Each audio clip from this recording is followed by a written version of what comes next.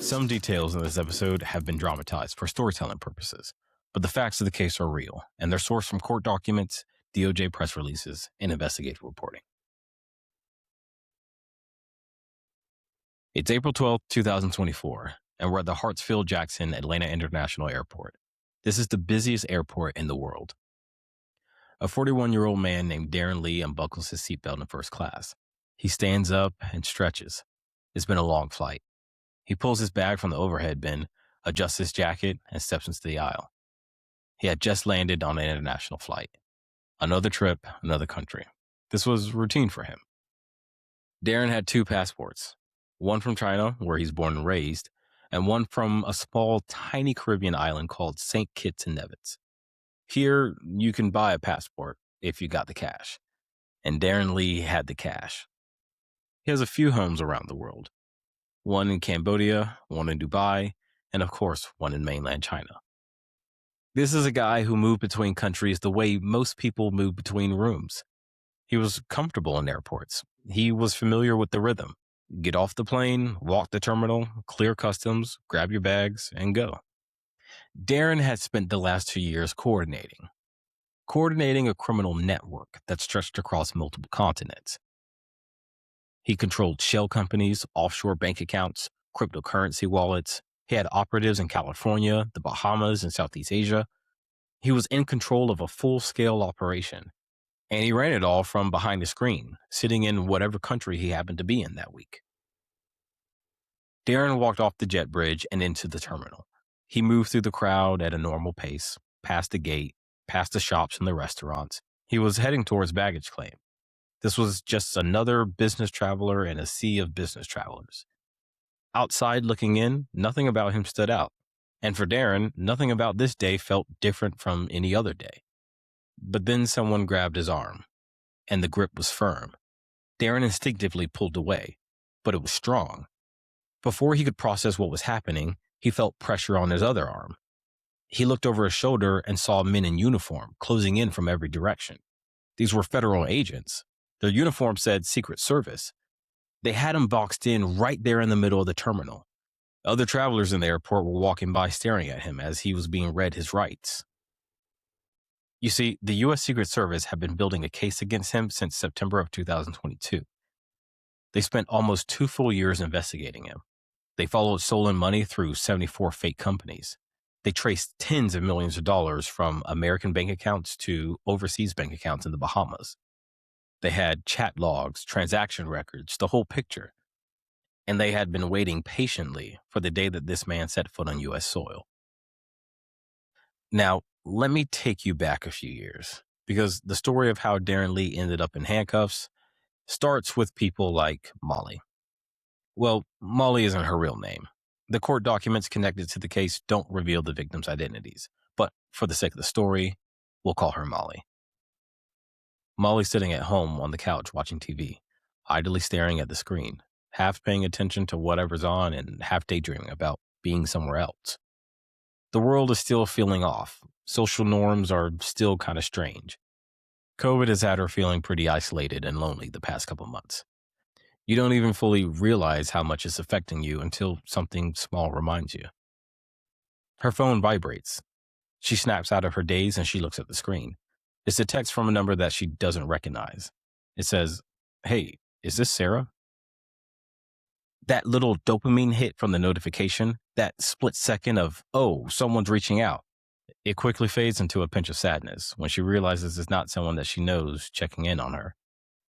Slightly annoyed, she texts back, "You got the wrong number," and she puts her phone face down on the pillow beside her. A few seconds later, her phone vibrates again. It's the same number. "Oh, sorry about that. Well, how's your day going?" Molly stares at the message and squints. Why would this random person care about how her day is going? Normally, she would just ignore something like that. But maybe being cooped up inside for months has made her crave some kind of social interaction, even if it's with just some random stranger over text. So she texts back. "I've had better days," she says. The person responds something warm. Something light, nothing weird, nothing forward, just a normal human response to someone saying that they've had a rough day. And without even thinking about it, Molly replies again. The next morning, the person texts her. Just a simple good morning. Hope today's better than yesterday. Molly reads it and smiles a little bit. She texts back. And just like that, day 2 of a conversation starts with someone she never met. Over the next few days, it becomes a thing. The stranger asks what she does for work, what part of the country she's in, what kind of food she likes, what shows she's been watching. Normal, small talk stuff. You have these conversations with someone at a coffee shop. Nothing about it feels off. Nothing about it feels calculated. It's just two people who randomly connected and actually get along. A few days turn into a week. A week turns into 2. And somewhere in there, without Molly even realizing it, the stranger becomes part of her daily routine. She wakes up to good morning texts. She gets how was your day messages in the evening. When she mentions something small like a rough day at work or a restaurant that she wants to try, the person remembers and he brings it up days later. They ask how it went. They follow up in a way that a real friend would. Now I want to sit on that for a second, because this isn't a scam that happens in a day. This isn't someone calling you and demanding a wire transfer right then and there. This is weeks. Weeks of someone showing up in your messages, being consistent, being thoughtful, remembering the little things. It doesn't feel like a con. It feels like someone actually cares about you. Molly now starts looking forward to hearing from this person. She notices when they don't respond for a few hours. She catches herself wondering what they're up to. So this back and forth goes on for weeks. And then one day, the conversation shifts. The person mentions, almost in passing, that they've been doing some investing, with crypto specifically, and it's been going really well. They're not pushy about it at all. They just mention it in a way that a friend would mention something exciting going on in their own life. Molly asks a few questions out of curiosity, and the person answers casually. They drop a few numbers, talk about how it's changed things for them financially, and then the conversation moves on. They go back to talking about normal stuff. A few more days go by, and this time, Molly brings it up. She asks more questions. How does it work? What platform are you using? And the person, still not being pushy, offers to show her what they've been using. They send the link. Molly clicks the link, and the website looks professional. It looks clean. What Molly doesn't know is that this is a near-perfect copy of a real exchange called CoinZoom. It has the same user interface, the same design, and the same branding. To someone unfamiliar with the real company, there's no reason to think that anything is off about this fake one. So Molly creates an account, and she puts a few $100s in it just to test it out. And almost immediately, her dashboard shows a return. Her money is growing. Right there on the screen, she can see it. So a few days later, she puts in more. And then a few weeks later, she puts in even more. The numbers on her screen keep climbing. And every time she checks, she feels a little more confident. She's making money. This is working. The friend who showed her this platform was right. She starts to think about what this could mean for her life. Maybe she can pay off some debt. Maybe she can take a few trips. Maybe this is the thing that changes everything for her. Over the next few months, Molly deposits everything that she has. All of her savings, the money she pulled from other accounts, money that she borrowed. The total money invested crosses into 6 figures. But on her screen, she's wealthier than she's ever been in her entire life. And then one day, she tries to withdraw some money. But nothing happens. She tries again. The site gives her an error. She tries a third time, and the platform locks her out completely. She reaches out to her contact, the person that she's been texting almost every single day, the person that she considers her friend. There's no response. She sends another message. Nothing. She calls the number. It goes nowhere. She goes back to the platform. It's gone. The URL leads to a blank page. The website doesn't even exist anymore. The money, the account, the portfolio that she watched grow for months, the person that she trusted, all of it, gone. Like it was never there. And then the realization hits slowly. It creeps in. She starts going back through the conversations in her head, replaying the moments, looking for signs that she missed. And the weight of it, the embarrassment, the anger, the loss, it all comes crashing down at the same time. Molly was one of at least 174 people that this happened to. Some lost 30,000, some lost 200,000. One person, one single person, lost $1.5 million over the course of a few months. And every single dollar that they sent ended up flowing through a system built by a man that they never heard of. That man was Daren Lee, the one who was arrested in the airport at the beginning of our story. He's the one that built this system. Now, Daren wasn't on the phones. He wasn't the one texting Molly or any of the other 173 victims. He never sent a message. He never built any relationships. He never pretended to be anyone's friend. That wasn't his job. His job was what happened after the money was stolen. His job was to make the money disappear. He's the money launderer, and he was exceptional at it. By the time a victim hit deposit on that fake platform, the money was already in motion. It landed in a U.S. bank account belonging to a shell company that actually didn't exist. Daren and his crew set up 74 of these shell companies across all of the United States.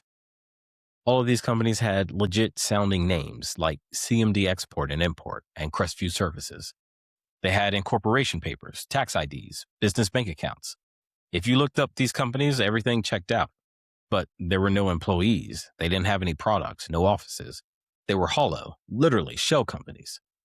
They existed for one purpose and one purpose only: to catch stolen money and then move it along. From there, the funds got wired to the Bahamas, to an account at an offshore bank called Deltec. And once the money hit that account, it was converted into Tether, which is a cryptocurrency pegged to the US dollar. After that, it was sent to crypto wallets that Daren controlled. By the time a victim like Molly realized something was wrong and called her bank, her money had already crossed 3 borders and changed form twice. Daren ran this whole operation behind the screen through encrypted messaging services like Telegram.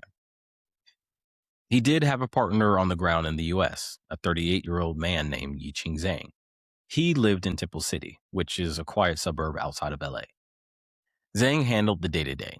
He managed the operatives who opened up the accounts, moved the deposits, and he kept the paper trail looking clean.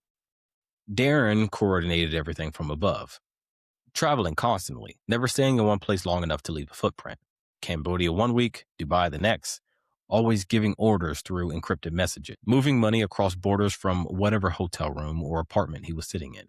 Even with all that, the feds were still able to trace $73.6 million through that fraudulent system. But that $73 million was just what prosecutors could tie to specific victims with specific losses.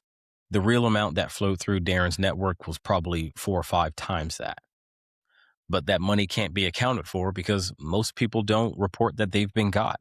They're too ashamed or too embarrassed to admit it. So investigation teams can't tie dollar to a victim. Now, the investigation into Daren's operation had been running quietly for almost 2 years. It was a coordinated effort between the Secret Service, Homeland Security, and international law enforcement in Cambodia. They were all working together, following the blockchain, tracing the shell companies, pulling financial records, and then building the case in a way that it doesn't leave any room for doubt. That cooperation, that coordinated effort, brings us back to April 12, 2024, the moment that Daren got arrested in the airport. It took 2 years of operating across multiple continents, and it ended right there. About a month later, they picked up his coworker, his partner in crime, Zhang, at his house in Temple City. In that quiet neighborhood with nice houses and manicured lawns, nobody on that street had any idea that the guy living next door was laundering tens of millions of dollars for a criminal syndicate operating out of Southeast Asia. When investigators went through the seized phones and devices, the case blew wide open. They found chat logs where Daren personally laid out commission structures for his entire team. They found conversations about which shell companies to use for which batches of money. They found victim data. They found transfer records and payment schedules. They even found a video of one of them recording themselves calling a U.S. bank to set up a fraudulent account. They filmed themselves committing the crime.